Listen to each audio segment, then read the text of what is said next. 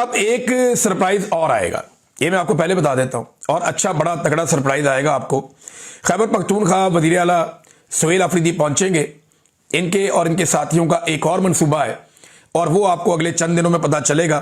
تو ایک اور بڑا سرپرائز ہے جو پاکستانیوں کو ملے گا۔ تو اسٹریٹ موومنٹ جو ہے نا وہ تیز ہوتی جا رہی ہے۔ دیکھیں، میں یہ نہیں کہہ رہا کہ عمران خان اس سے فوری طور پہ جیل سے باہر آ جائیں گے، نہیں، عاصم منیر صاحب عمران خان صاحب کو کسی صورت نہیں چھوڑیں گے جب تک کہ چھڑوایا نہیں جائے گا۔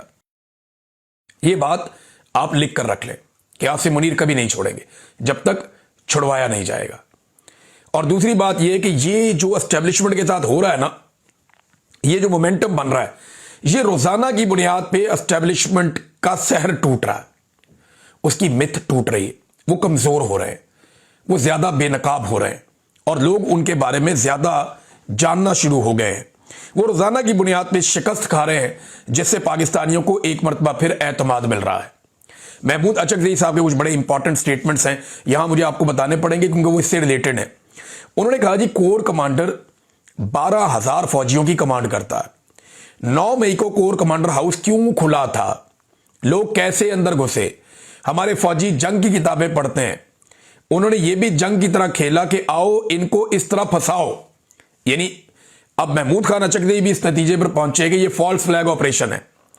جنہوں نے 4 مارشل لا لگائے، پہلے وہ ان پر معافی مانگے نا، پھر 9 مئی پر معافی مانگ لی جائے گی کہ جناب اگر آپ نے معافی منگوانی ہے تو پہلے خود معافی مانگو کہ 4 دفعہ آپ نے پاکستان میں مارشل لا لگایا۔ عمران خان جیل سے کہتا ہے کہ اگر ہم چور ہیں تو کمیشن بنا دو، وہی سزا دے دو، مگر کمیشن بنا ہی نہیں، کیوں نہیں بن رہا؟ کور کمانڈر کا دفتر اور گیٹ کھلا ہوا کیوں تھا؟ یہ انہوں نے پھر سوال اٹھایا۔ انہوں نے کہا یہ سب ایک منصوبہ تھا، ایک جال تھا جو بچھایا گیا تھا، ہم لاہور فتح کرنے نہیں، ووٹ کے حق کے لیے نکلے تھے۔ 8 فروری کے انتخابات میں عوام کا مینڈیٹ بے مثال ظلم سے چھین لیا گیا۔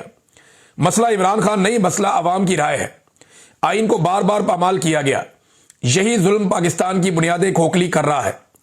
تحریک تحفظ آئین پاکستان کسی فرد کی نہیں، ظلم کے خلاف عوامی جد و جہد کی تحریک ہے۔ یہ بھی محمود خان اچکزئی صاحب نے کہا۔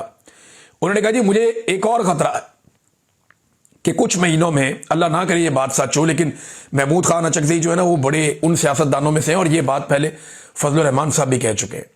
محمود خان اچکزئی اور فضل الرحمان وہ سیاستدان ہیں جو پاکستان کے چپے چپے سے نہ صرف واقف ہیں بلکہ ان کی بڑی گہری نظر بھی ہوتی ہے۔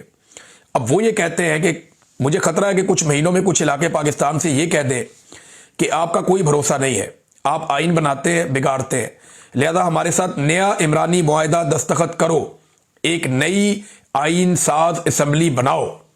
یہ بڑی خطرناک بات ہے، اور یہ بات جو ہے نا وہ فضل الرحمان صاحب بھی کہہ چکے ہیں کہ بہت ساری جگہوں پہ حکومت موجود ہی نہیں ہے، ان کی عملداری ہی نہیں ہے، اور وہ بھی یہ کہہ چکے ہیں کہ خدا نہ خواستہ وہ پاکستان کو ایک عجیب صورتحال میں دیکھ رہے ہیں۔